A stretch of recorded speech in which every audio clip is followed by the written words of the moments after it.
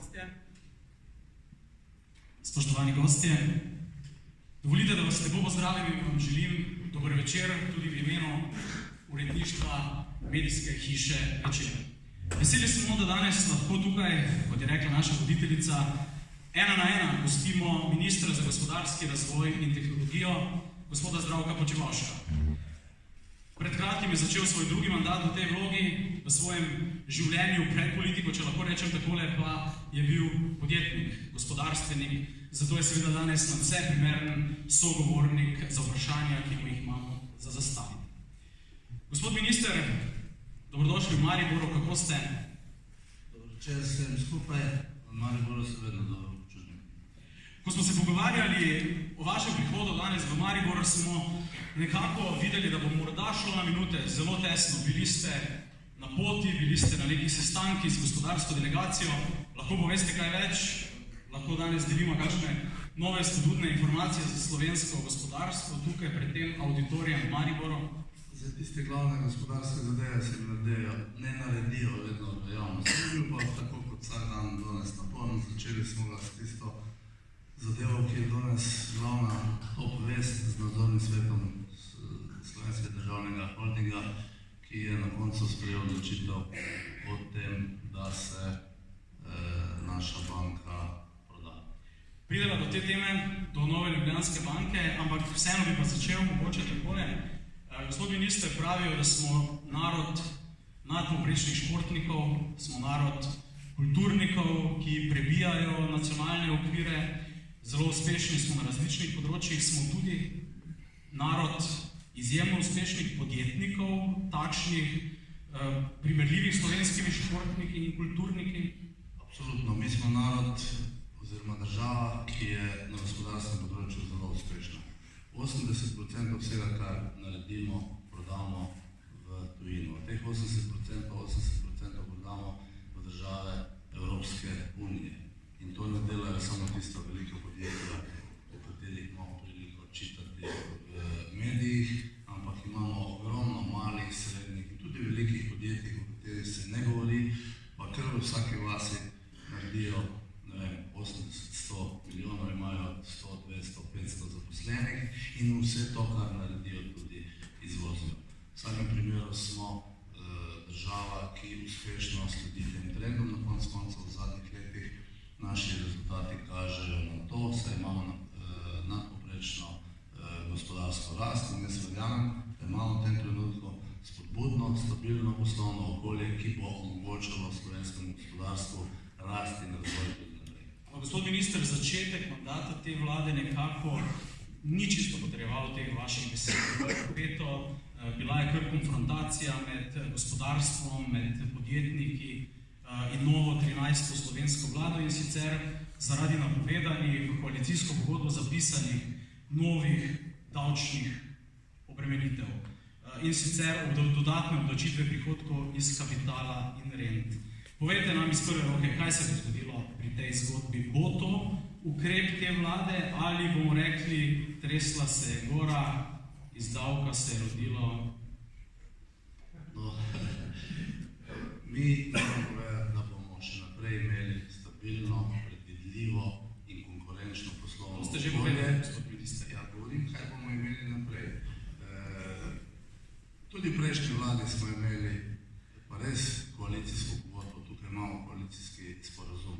Smo imeli marsikaj napisano, pa moram reči, da je bilo vse za področje gospodarstva v teoriji dosti dobro zastavljeno, pa sem bil marsikdaj sam branik gospodarskih interesov. Za to vlado pa lahko rečem, da ima najmočnejši gospodarski lobby v zgodovini. Če ga greste pogledati, ali pa če analizirate se vlade. Dajmo to malo razdelati, ja. Pa pogledajte, predsednika vlade, pa finančnega ministra, pa še par ministrov v vladi, pa pridemo do tega, da se kar nekaj takih, ki bomo zagotovili to stabilno in predvidljivo konkurenčno poslovno okolje. Zdaj pa, če gremo na koalicijski sporazum, pa na vse te trditve, vi ste vzeli iz sporazuma en segment, ki je dvignil veliko prahu, preden je ta vlada sploh nastopila. Spravi bi rekel, da so tisti avtori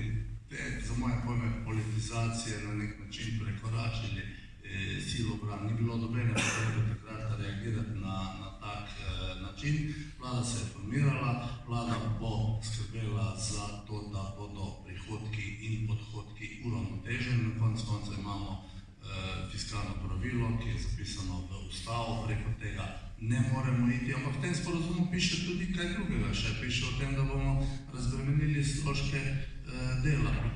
Piše veliko o dolgu na dobiček. Ne govorimo o tem, da imamo v Sloveniji med najbolj obremenjenimi smo po stroških dela, med najmanj državami, ki imajo najmanj obremenjene stroške kapitala. Najprej želim povedati, da vse, karkoli se bo naredilo, bo uravnoteženo, pod ena, pod dva, da mora biti predvidljivo. Ne moremo čez noč spreminjati in ne bomo čez noč spreminjali pravil igre, zato ker se gospodarstveniki ne morejo na to pripraviti. Skratka, če se bo karkoli naredilo, se bo naredilo na način, da bomo omogočili gospodarstvo, da se pripravi. Treba pa je vedeti, da se nam dogaja nekaj drugega, da nimamo ključni dejavnik, ki je problem za gospodarsko rast naš trajni, je pomanjkanje delovne sile. Iz treh razlogov bo treba ukrepati. Najprej politika plač. Severni del Slovenije se nam bo izpraznil, ne zato, ker nimajo pri nas dela, da so plače drugje višje. In bo moralo naše gospodarstvo tudi tem zadevam slediti. Jaz osebno si ne prizadevam za to, da bi država odrejala politiko plač, tudi minimalne plače. Vendar je dejstvo, da so vsi kazalniki rasti od 2014 do zdaj, ko smo imeli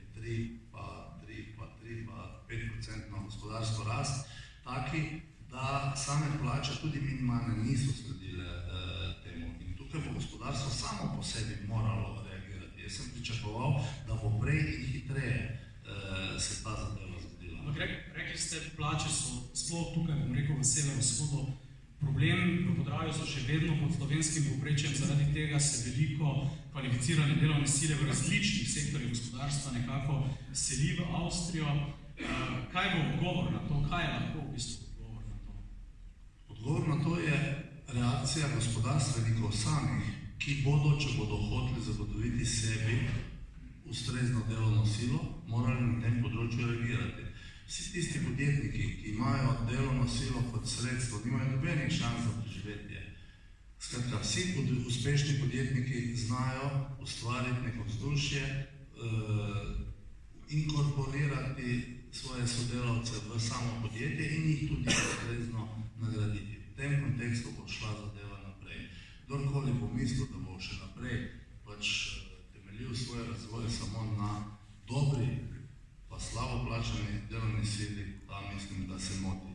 In to je tudi eden od razlogov, kakovostna delovna sila, da je zanimanje tudi tujih investitorjev za Slovenijo nadpovprečno. Ampak če vas še glede dal vseeno nekaj vprašam, nekako smo bili v Sloveniji prej vajeni, da se prepiramo, da se močno skregamo okoli pol pretekle zgodovine, da se skregamo okoli nekaterih ideoloških tem, zdaj pa smo se v bistvu v javnosti močno sprli okoli davkov. Kaj vam to pomeni za gospod minister? Smo končno postali mogoče normalni v tem smislu, da se o resnih temah pogovarjamo? Vsak dan smo bolj normalni, ampak jaz mislim, da se nismo sprli, ampak ta problem nekateri napihnili zaradi raznoraznih potreb. Jaz ne vidim tukaj dobenega tako problematičnega dela, da je bilo potrebno tako silno reagirati, ker se še nič ni zgodilo. Ste vi recimo osebno gospodarstveniki, ki so napovedali ukrepe, zelo resne ukrepe poklicali, ste z njimi govorili, kaj ste v bistvu dejali, podobno kot ste povedali auditorijo številnih podjetnikov? Čisto po domače, naj ne delajo panike, ker je to čisto brez veze, tukaj jim je lepo, imajo dobro poslovno okolje in nihče od njih se ne bo preselil. Zdaj vsak ima svoje razloge, ne želim minimizirati eventualnih napovedi takih in pa drugačnih, ampak v Sloveniji se ne bo nič tako pretresljivega zgodilo, da bi se komu lahko modilo od nas za mesto.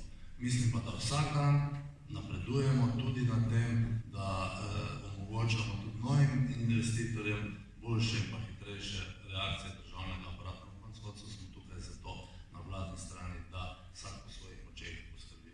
Ko sem se pogovarjal s podjetniki iz tega konca Slovenije, iz Podravja, Štajerske, so me opozorili na eno stvar, na eno vprašanje, ki ga moram prenesti ministru za gospodarski razvoj.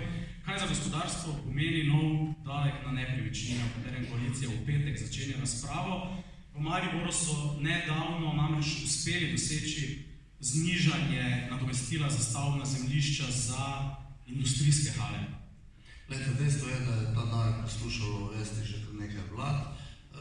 Dejstvo je, da je bilo stališče prejšnje pa tudi zdajšnje vlade tako, da nov davek na nepremičnine v povprečju v slovenskem prostoru ne bo pomenil povišanja v odnosu na nadomestilo za sklad stavbnih zemljišč.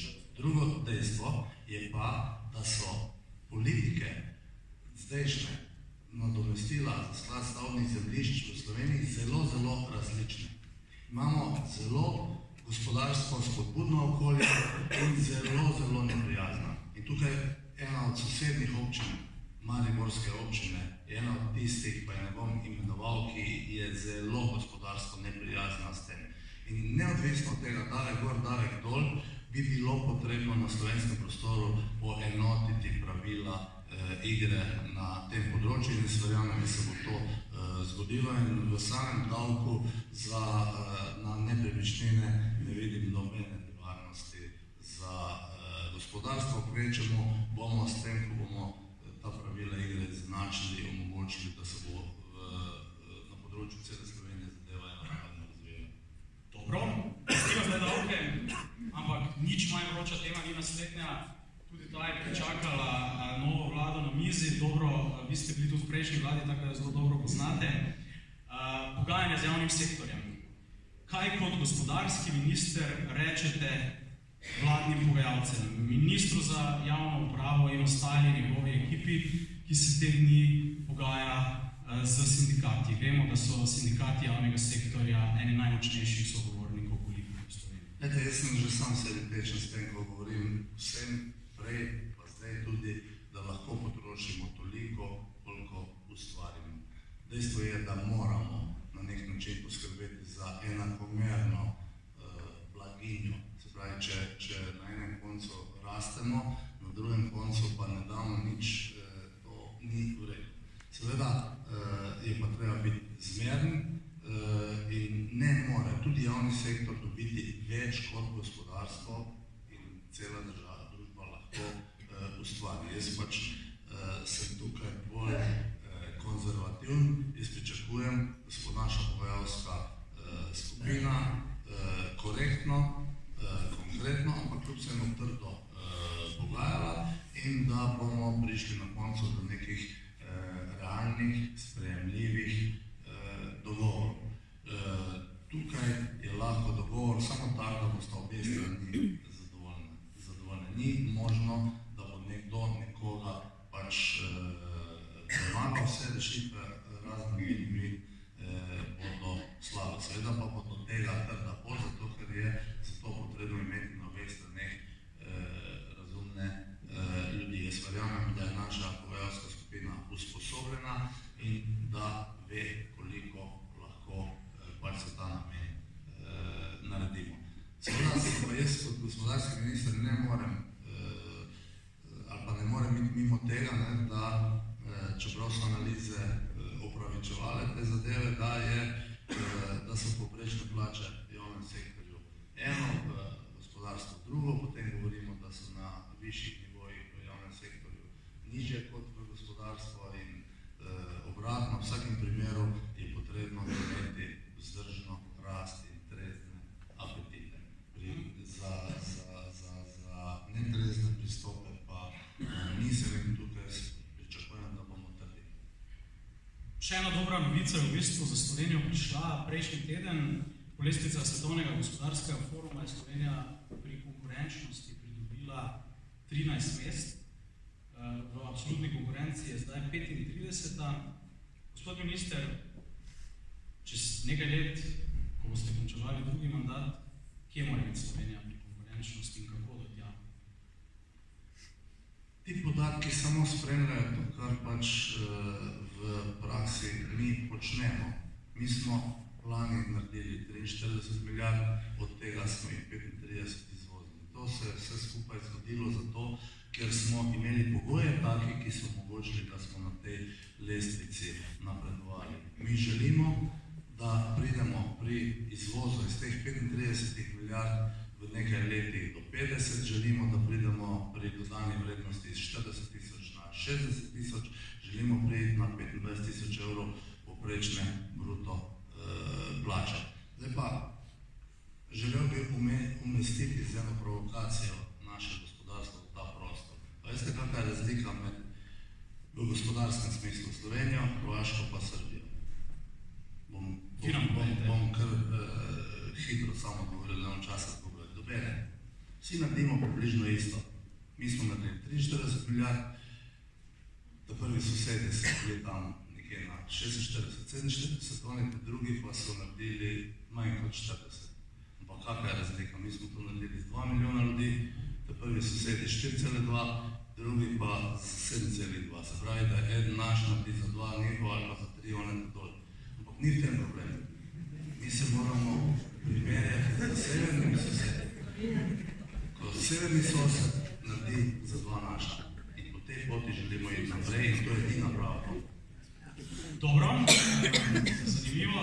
Če se zdaj še Podravju v zadnjih minutah najnega pogovora ostalima, kljub pozitivnih kazalcev za Podravje, vendar le Podravje predkrizne ravni še ni doseglo. Plače so pod slovenskim povprečjem, prihodki nekako tudi. Pripeljali ste, oziroma prejšnja vlada je nekako zaključila, oziroma zdaj se v bistvu realizira investicija, velika investicija v Hočah pri Mariboru. Kaj ta regija oziroma to območje v Sloveniji potrebuje za preboj, da se bomo čez nekaj let pogovarjali ne o slovenskem povprečju, ampak o tem, da so tukaj kazalci nad slovenskim povprečjem? Najprej si razčistimo to. Tudi Slovenija je šele lani dosegla predkrizno raven, oziroma jo presegla. Leta 2017 smo malo presegli leto 2008. Rabili smo 9 let, da smo prišli na isto. Res, da imamo zdaj zdravo gospodarstvo in dosti bolj izvozno usmerjeno.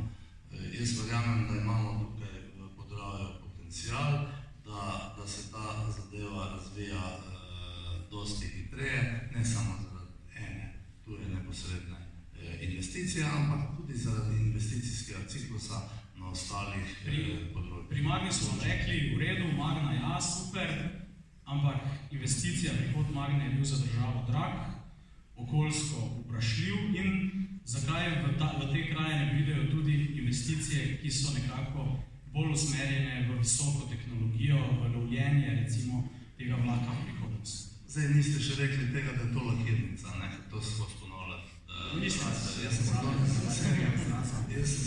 veselim mimo te lakirnice peljal in za vsako, ko se pripeljam iz spodnje strani, iz Ptuja proti Mariboru, uživam, ko gledam to veliko lakirnico, ki bo dala delo 450 ljudem. Zdaj vemo, do katere faze bo šlo? Bi dokončal, ne? In v tej prvi fazi bo teh 450 ljudi imelo, pa bi si zagotovili 1250 evrov neto plač.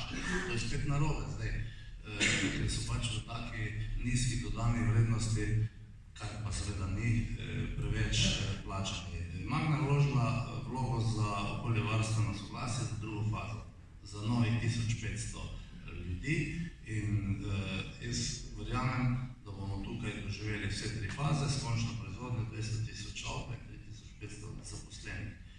Pa še to bi hotel povedati, ker sem glih v Mariboru. Ključna odločitev Magne za Maribor, za Slovenijo, ni bila zaradi denarja, tudi v tem je potrebno nekaj reči, kaj je to drago, kaj ni drago.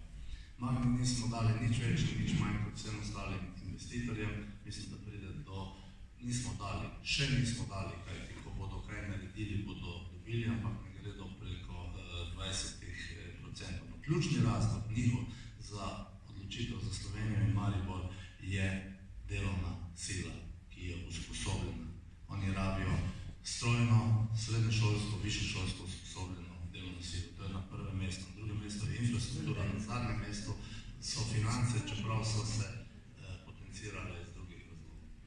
vprašanje, v bistvu, če ste se bolj lepo gledali, vi ste rekli lakirnico, ste zraven videli tudi mariborsko letališče. Toliko ste ponavljali to lakirnico, ne.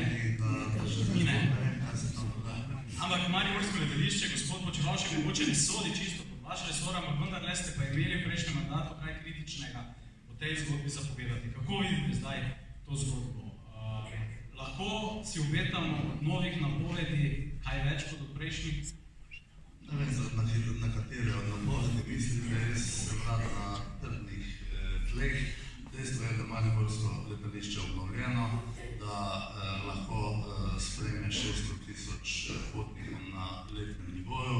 Dejstvo je, da je pod temi lastniki padel promet na mariborskem letališču iz leta 2016 z 35,000 na lanskih, recimo da 7,000.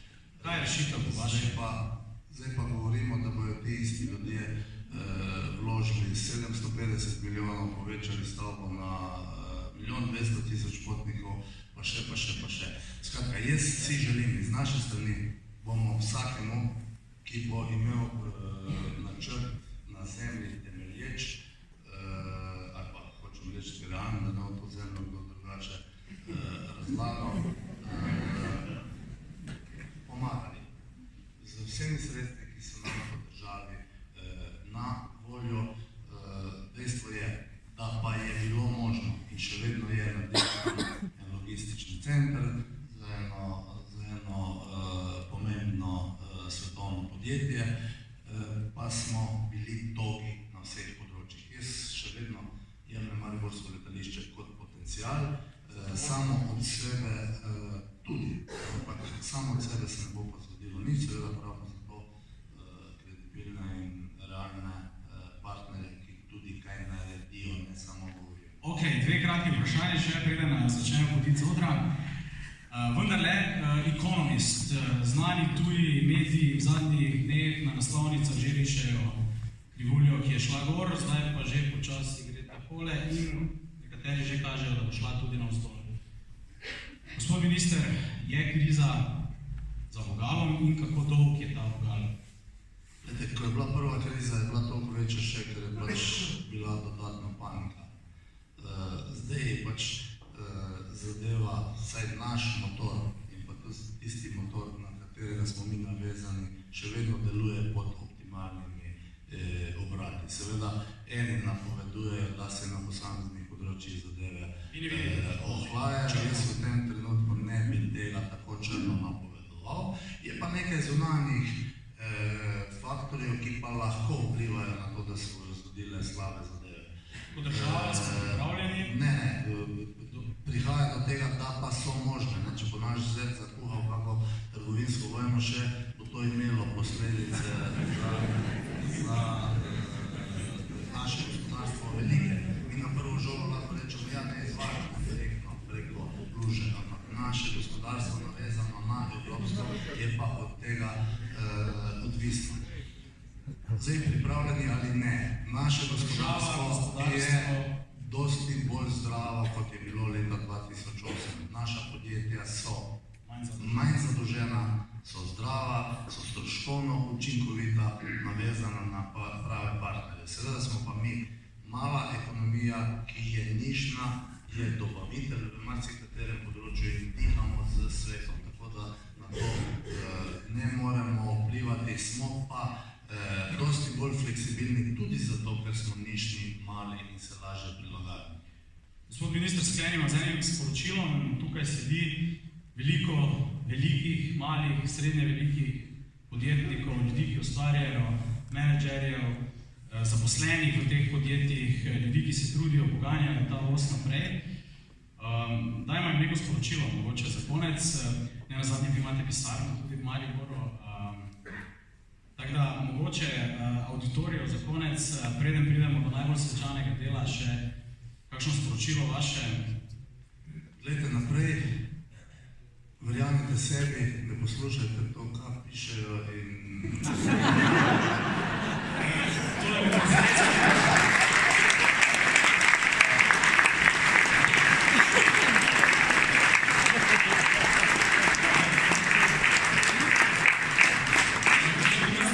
čas je za Na tej točki je postalo prevroče, hecam se. Hvala lepa, bili ste kot vedno zanimivi in slikoviti. Bomo videla, kaj bomo imela mogoče drugo leto, ali na tem odru, ali pa kje druge zapovedati. Tako da berite, da se naprej. Hvala lepa.